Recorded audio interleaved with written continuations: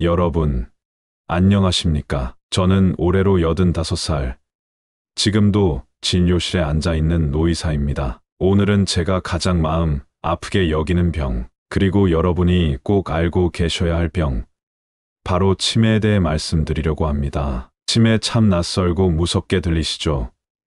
하지만 제가 오늘 드릴 말씀은 두려움보다 희망에 가깝습니다. 왜냐고요? 치매는 미리 알면 막을 수 있고 준비하면 늦출 수 있는 병이기 때문입니다. 제가 처음으로 치매 환자를 본 건 1970년대였습니다. 그땐 망령이 들었다, 노망이 났다, 이런 식으로 불렸어요. 병이라고 생각하지도 않았고 치료도 없었습니다. 그저 나이 들면 다 그런 거라며 방치됐죠. 하지만 지금은 다릅니다. 의학이 발전하면서 치매가 뇌의 병이라는 걸, 그리고 아주 이른 시기부터 진행된다는 걸 우리는 알게 됐습니다. 치매는 단순히 기억을 잃는 병이 아닙니다. 치매는 한 사람의 존재 자체를 잃어가는 병입니다. 자신이 누구인지, 가족이 누구인지, 지금이 몇 년도인지도 모르고 살아가야 하는 병입니다. 제가 한 환자분 이야기를 들려드릴게요. 70대 중반의 여성분이셨는데요. 처음에는 자꾸 냄비를 불 위에 올려놓고 있는다고 하셨어요. 나 요즘 좀 깜빡깜빡해요. 나이 들어서 그런가 봐요. 그렇게 웃으며 이야기하시던 분입니다. 그런데 어느 날은 시장에서 돌아오는 길을 잃었습니다. 익숙하던 동네 길이 낯설게 느껴졌고 자신이 왜 거기에 있는지도 헷갈리셨대요. 그 뒤로 점점 성격이 변하고 예민해지고 가족들을 의심하기 시작했습니다. 결국 진단은 알츠하이머 치매였어요. 여러분, 치매는 점점 변해가는 병입니다. 어제의 내가 오늘과 다르고 오늘의 내가 내일 또 달라지는 병이에요. 그리고 그 변화는 결코 혼자 겪을 수 없는 고통입니다. 가족이 함께 아파하고 함께 힘들어지죠. 그럼 도대체 이 치매라는 병은 뭘까요? 의학적으로 치매는 후천적인 인지기능의 다발성 저하라고 합니다. 여기서 인지기능이란 건 기억력, 언어, 판단력, 집중력, 공간 감각 같은 걸 말하죠. 이런 기능들이 두세 가지 이상, 그리고 최소 6개월 이상 지속적으로 떨어질 때 우리는 치매라고 진단합니다. 치매는 크게 두 가지로 나뉩니다. 하나는 알츠하이머형 치매, 또 하나는 혈관성 치매입니다. 알츠하이머형은 전체 치매의 약 70%를 차지하는 가장 흔한 형태입니다. 우리 뇌 속의 비정상적인 단백질 찌꺼기, 이걸 베타 아밀로이드라고 하죠. 이게 쌓이면서 신경세포를 망가뜨리는 겁니다. 천천히, 아주 천천히 뇌가 죽어가는 거죠. 반면 혈관성 치매는 뇌 속 혈관이 좁아지거나 막혀서 산소와 영양 공급이 안 되면서 뇌가 손상되는 겁니다. 고혈압, 당뇨, 고지혈증 같은 만성질환이 주 원인이죠. 두 가지 모두 점점 진행됩니다. 그리고 두 가지가 동시에 있는 혼합형 치매도 많습니다. 그럼 여기서 중요한 이야기 하나 드릴게요. 치매는 70대, 80대만의 병이 아닙니다. 지금 40대, 50대부터 조용히 시작될 수 있습니다. 이걸 조기 발병 치매라고 부르는데요. 특히 스트레스 많고, 잠 부족하고, 운동 안 하고, 혼자 지내는 시간이 많은 분들은 더 주의하셔야 합니다. 저는 이 영상을 보시는 여러분께 꼭 전하고 싶은 말이 있습니다. 치매는 막연한 두려움의 대상이 아닙니다. 오히려 우리가 지금 어떻게 사느냐에 따라 그 가능성을 충분히 낮출 수 있는 병입니다. 오늘 말씀드릴 모든 이야기는 여러분이, 그리고 여러분의 가족이 치매를 피할 수 있도록 돕는 아주 현실적인 방법들입니다. 그럼 다음으로는 그 치매가 오기 전에 우리 몸이 보내는 신호들에 대해 말씀드려 보겠습니다. 자, 이제부터는 치매의 초기 신호에 대해 말씀드릴 차례입니다. 치매는 절대로 한순간에 퍽 하고 오는 병이 아닙니다. 물처럼 아주 천천히 스며들지요. 아무도 모르게, 본인조차 눈치채지 못하게 시작됩니다. 그렇기 때문에 우리가 정말 잘 봐야 하는 건 그 아주 작은 이상 신호입니다. 제가 진료실에서 가장 많이 듣는 말이 있어요. 선생님, 그냥 깜빡한 거겠죠. 엄마가 요즘 좀 예민해지셨는데 그냥 기분 탓이겠죠? 그런데 말이죠.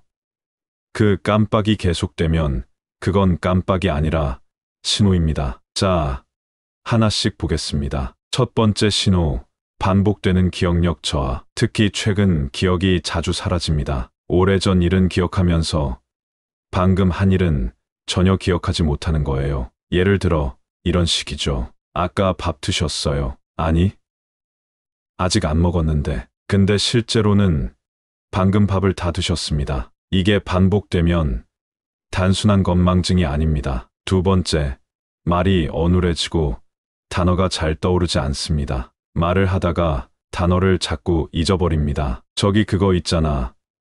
그거 이런 식으로 대화가 자꾸 끊기고 하던 말을 마무리 짓지 못하게 됩니다. 전엔 유창하던 사람이 갑자기 단어 하나하나를 더듬기 시작하면 이건 반드시 확인해 봐야 해요. 세 번째, 익숙한 장소에서 길을 잃습니다. 이건 무섭습니다. 집 근처 마트, 10년 넘게 다닌 동네인데도 갑자기 방향을 잃고 당황하는 거예요. 자기가 왜 거기 있는지도 헷갈립니다. 이런 혼란은 초기에 흔히 나타나는 증상 중 하나입니다. 네 번째, 시간 감각의 혼란입니다. 오늘이 무슨 요일이지? 지금 아침이야? 저녁이야?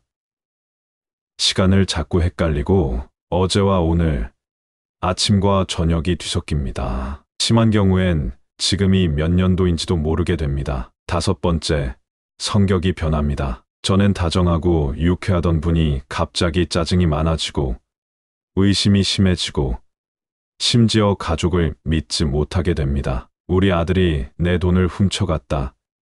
남편이 다른 여자를 만나고 있다.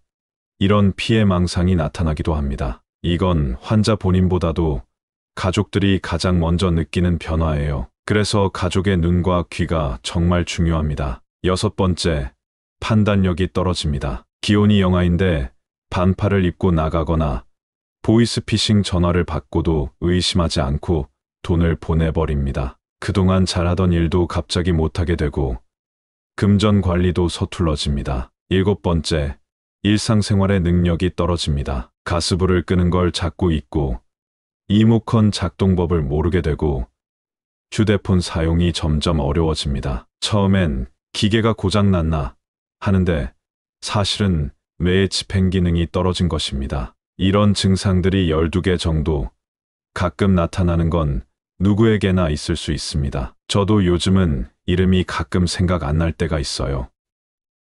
그런데 이 증상들이 반복되고 생활에 불편을 줄 정도가 된다면 그건 반드시 전문가의 진단을 받아야 할 시점입니다. 자, 여기서 중요한 이야기 하나 더 드릴게요. 많은 분들이 이건 그냥 나이 들어서 그래라고 생각하시는데요. 건망증과 치매는 다릅니다. 건망증은 기억이 일시적으로 잘 안 나지만 나중엔 떠오릅니다. 하지만 치매는 그 기억 자체가 머릿속에서 완전히 사라집니다. 떠오르지 않는 정도가 아니라 기억했다는 사실조차 모르게 되는 것입니다. 제가 예전에 진료했던 아주 지적인 50대 후반 여성분이 계셨습니다. 독서도 즐기고 글도 쓰시던 분이었어요. 그런데 어느 날 자꾸 읽던 문장을 이해하지 못하고 글의 맥락을 놓친다고 하셨어요. 나중엔 책을 잡는 것도 두려워졌고 사람들과의 대화도 피하게 됐죠. 자신이 달라지고 있다는 걸 느꼈기 때문입니다. 검사 결과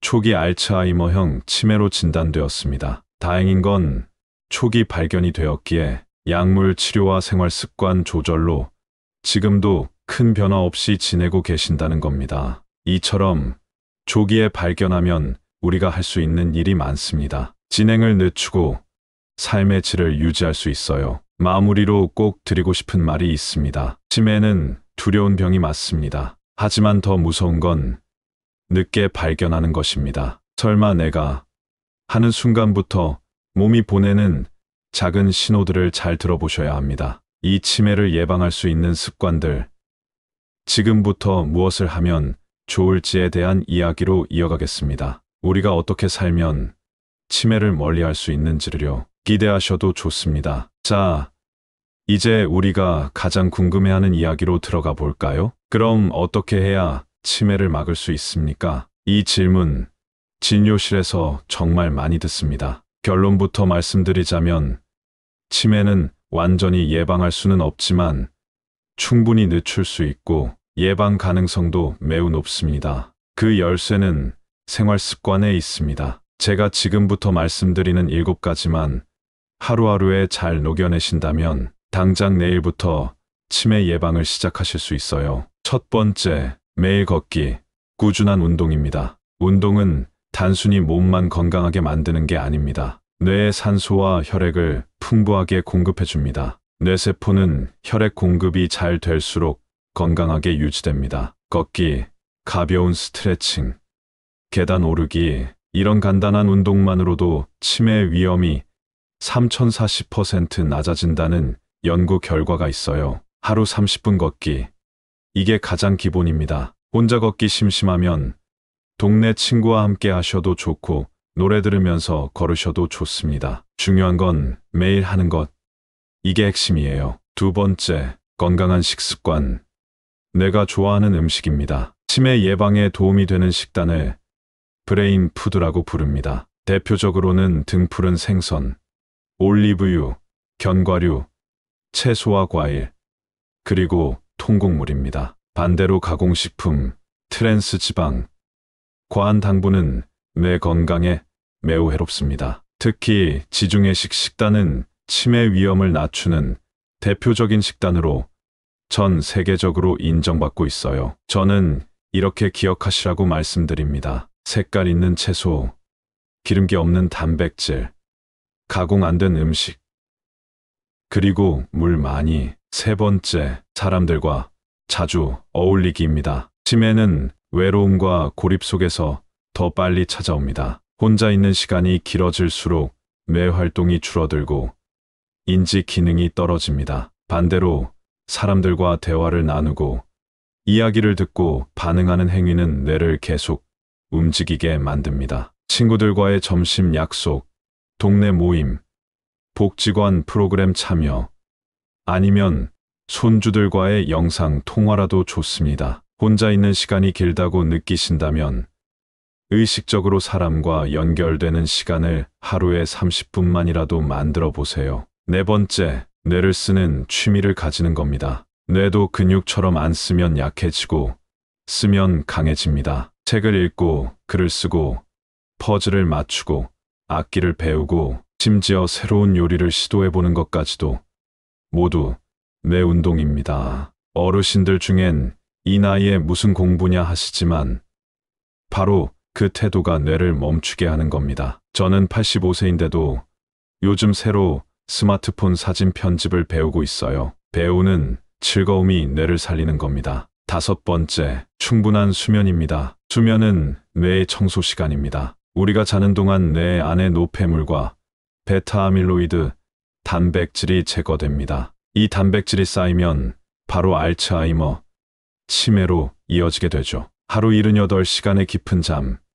이게 뇌 건강을 위한 기본입니다. 혹시 수면장애가 있으시다면 병원에서 상담을 받아보시는 것도 좋습니다. 수면무호흡증, 불면증이 있는 경우 치매 위험이 더 높아질 수 있거든요. 여섯 번째, 혈압, 혈당, 콜레스테롤 관리입니다. 이 세 가지가 높으면 뇌혈관에 손상을 주고 그로 인해 치매가 빨리 찾아옵니다. 특히 고혈압과 당뇨.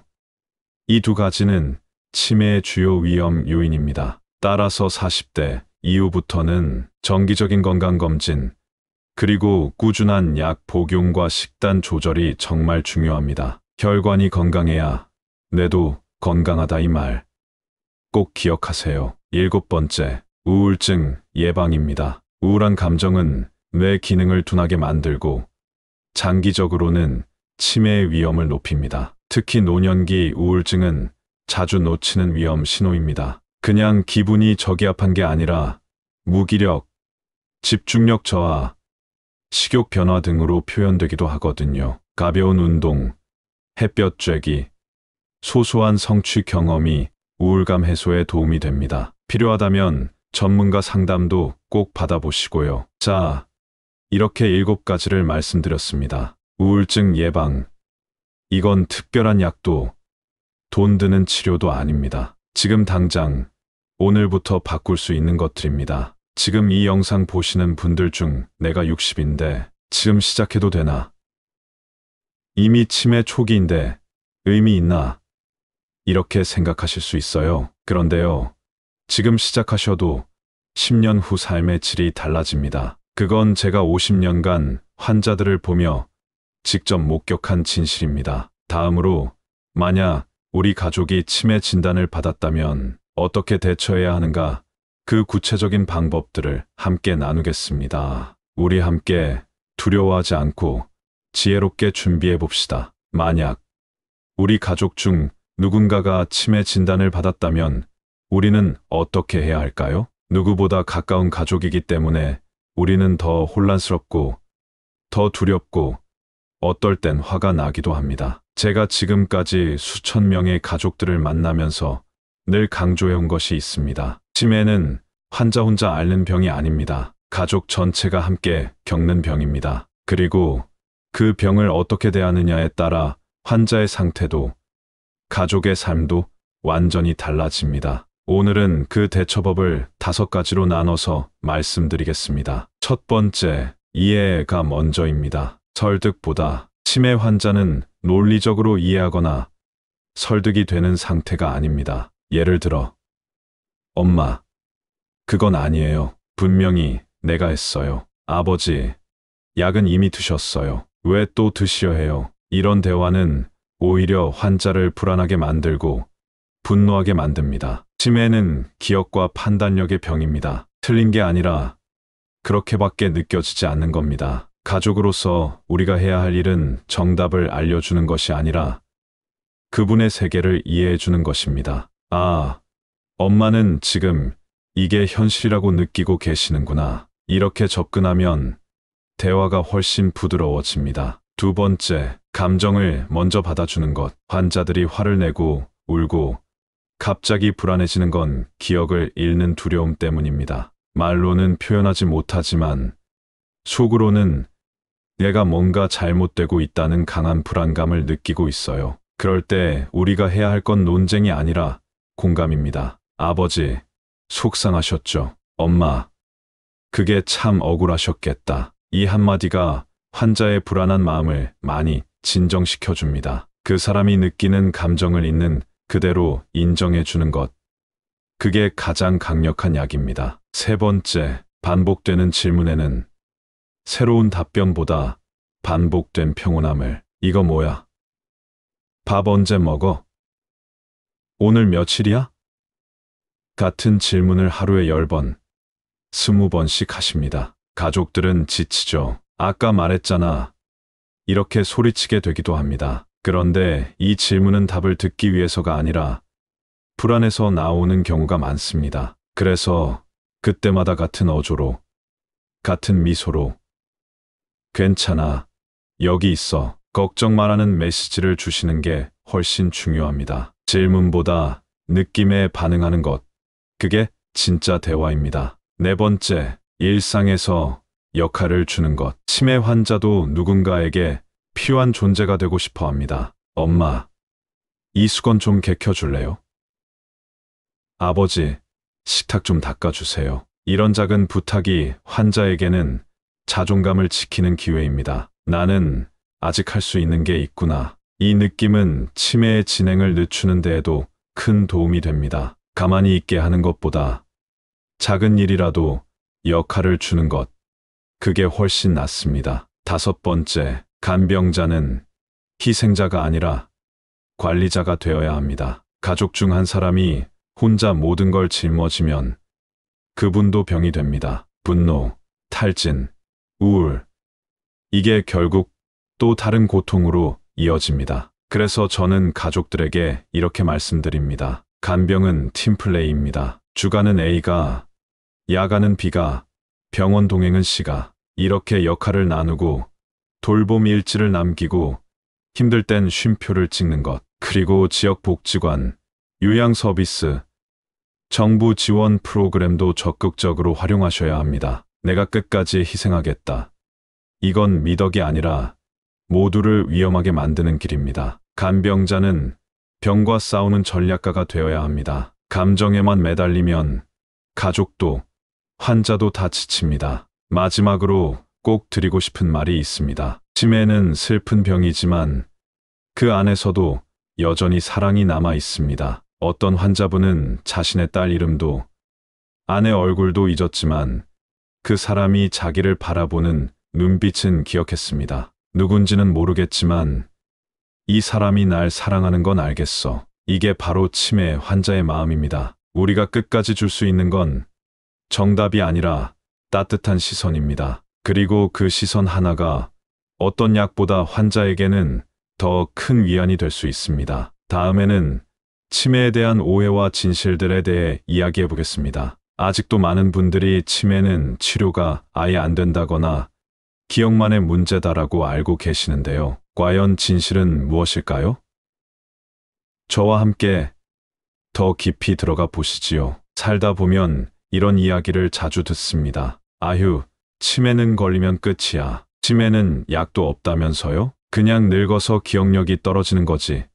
병은 아니잖아요? 자, 이쯤 되면 한 번쯤은 치매에 대한 오해와 진실을 제대로 정리해야 할 때입니다. 왜냐하면 우리가 잘못된 정보를 믿고 있으면 필요한 치료의 기회도 놓치고 가족도 환자도 더 큰 고통을 겪게 되거든요. 지금부터 제가 진료실에서 가장 많이 들었던 치매에 대한 오해 5가지와 그에 대한 사실을 말씀드릴게요. 오해 1점, 치매는 단순한 노화다. 많은 분들이 나이 들면 다 이렇게 되는 거지. 깜빡깜빡하는 건 당연한 거야. 이렇게 생각하세요. 하지만 치매는 병입니다. 정상적인 노화는 기억력은 조금 떨어져도 일상생활은 혼자서 잘 해내는 상태입니다. 하지만 치매는 기억력 저하뿐 아니라 판단력, 언어 능력, 시간과 공간 감각까지 광범위하게 손상되어 일상생활에 어려움을 주는 상태를 말합니다. 즉, 깜빡하는 건 노화일 수 있지만 약속을 자꾸 잊고 길을 잃고 사용하던 물건의 이름이 생각 안 나고 계산을 못하고 성격이 확 바뀌는 경우는 단순한 노화가 아니라 치매의 신호입니다. 오해 2점, 치매는 치료가 아예 안 된다. 이 말은 반은 맞고 반은 틀립니다. 현재까지 치매를 완전히 치료하는 약은 없습니다. 하지만 증상을 완화시키고 진행을 늦출 수 있는 치료는 분명히 존재합니다. 특히 알츠하이머, 치매의 경우 초기 단계에서 약을 복용하면 진행을 6개월에서 1년 이상 늦출 수 있다는 연구 결과들이 있습니다. 또한 최근에는 비약물적 치료법도 활발히 연구되고 있어요. 운동, 인지훈련, 음악치유, 정서적 교감 등은 치매 환자의 삶의 질을 크게 향상시켜줄 수 있습니다. 치료가 안 되니까 아무것도 할 게 없다는 건 가장 위험한 생각입니다. 오해 3점, 치매는 유전병이다. 많은 분들이 가족력이 있으면 나는 100% 치매 걸리겠구나 걱정하시죠. 물론 일부 유전적 요인은 영향을 줍니다. 하지만 대부분의 치매는 유전보다 환경적 요인과 생활 습관이 훨씬 더 중요합니다. 즉, 가족 중에 치매 환자가 있어도 운동하고 식단 조절하고 두뇌 활동을 꾸준히 하면 충분히 예방하거나 늦출 수 있습니다. 반대로 가족력이 없더라도 운동 부족, 당뇨, 고혈압, 스트레스 등이 있다면 치매 위험은 높아질 수 있어요. 그러니 유전은 가능성일 뿐 결정적인 운명은 아니라는 것 꼭 기억하세요. 오해 4점, 치매는 기억력만 나빠지는 병이다. 많은 분들이 치매를 그냥 기억 못하는 병으로만 생각합니다. 하지만 실은 언어, 시공간 감각, 성격 변화, 판단력 저하, 그리고 감정 조절의 어려움까지 동반됩니다. 어떤 분은 갑자기 의심이 많아지고 예민해지고 심지어 폭력적으로 변하기도 합니다. 가족들은 당황하죠. 아버지가 저럴 분이 아닌데 엄마가 왜 갑자기 이러지? 하지만 이건 성격의 문제가 아니라 뇌의 병적인 변화 때문입니다. 기억력뿐 아니라 행동, 감정, 대인관계의 변화까지 모두 치매의 증상이라는 걸 아는 것만으로도 가족의 대응은 훨씬 달라질 수 있습니다. 5에 5점 진단받으면 그냥 요양병원에 보내야 한다. 아닙니다. 모든 치매 환자가 요양병원에 갈 필요는 없습니다. 초기에는 가정에서 돌보면서도 충분히 관리 가능하고 사회활동을 지속하게 도와주는 것이 훨씬 더 중요합니다. 무조건 병원에 맡기기보다 가족과 함께 일상 속에서 지낼 수 있도록 적절한 환경을 만들어주는 게 우선이에요. 그리고 요즘은 인지센터, 주간보호센터, 방문간호 서비스 등 정부나 지자체의 지원 프로그램도 많기 때문에 혼자 짊어지지 않아도 됩니다. 진단이 곧 시설 입소라는 인식, 이제는 바꿔야 합니다. 정리해 볼까요? 치매는 단순한 노화가 아니라 병입니다. 치료가 아예 안 되는 게 아니라 진행을 늦출 수 있는 병입니다. 유전병이라기보다 생활 습관에 따라 바뀌는 병입니다. 기억력뿐 아니라 감정, 행동, 판단력까지 영향을 미치는 병입니다. 진단받았다고 해서 곧장 시설에 가야 하는 병은 아닙니다. 치매를 정확히 이해해야 두려움도 줄고 더 나은 대처도 가능합니다. 잘 모르기 때문에 무섭고 잘못 알아서 더 힘든 병, 그게 바로 치매입니다. 이제 우리는 치매를 정확히 알고 미리 준비하고 함께 대처할 수 있는 지혜를 가진 시대에 살고 있습니다. 마지막엔 그 지혜를 어떻게 이어갈 수 있을지 희망을 이야기해 보겠습니다. 여러분, 우리가 지금까지 치매에 대해 나눈 이야기, 두렵기도 하고 무거운 내용도 많았지요. 하지만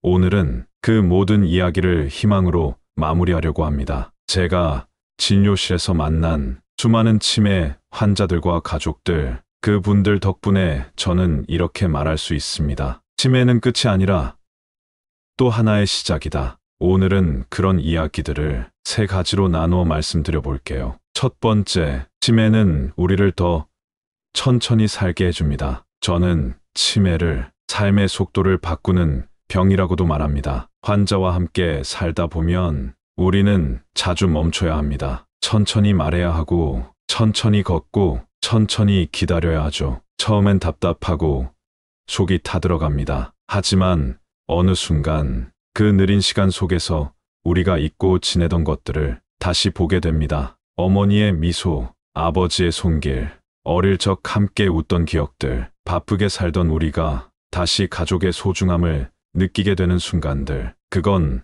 아이러니하게도 치매가 우리에게 준 또 하나의 선물일지도 모릅니다. 두 번째, 치매는 마음으로 소통하게 만들어줍니다. 치매가 깊어지면 이름도 관계도 잊게 됩니다. 어떤 분은 자식의 얼굴도 남편의 존재도 기억 못합니다. 하지만 그 안에서도 감정은 남습니다. 말은 잊어도 따뜻한 손길은 기억합니다. 이름은 몰라도 자기를 바라보는 눈빛 속에서 사랑을 느낍니다. 제가 아는 환자분은 거의 말을 못하게 된 상태에서도 딸이 손을 잡아주면 눈물을 흘렸습니다. 그 눈물은 말합니다. 내가 당신을 잊었을지 몰라도 당신이 나를 잊지 않았다는 걸 알아요. 기억은 사라져도 마음은 남는다. 이 사실이 저는 참 소중하게 느껴집니다. 세 번째, 치매와 함께 살아가는 방법은 분명히 있습니다. 많은 분들이 묻습니다. 정말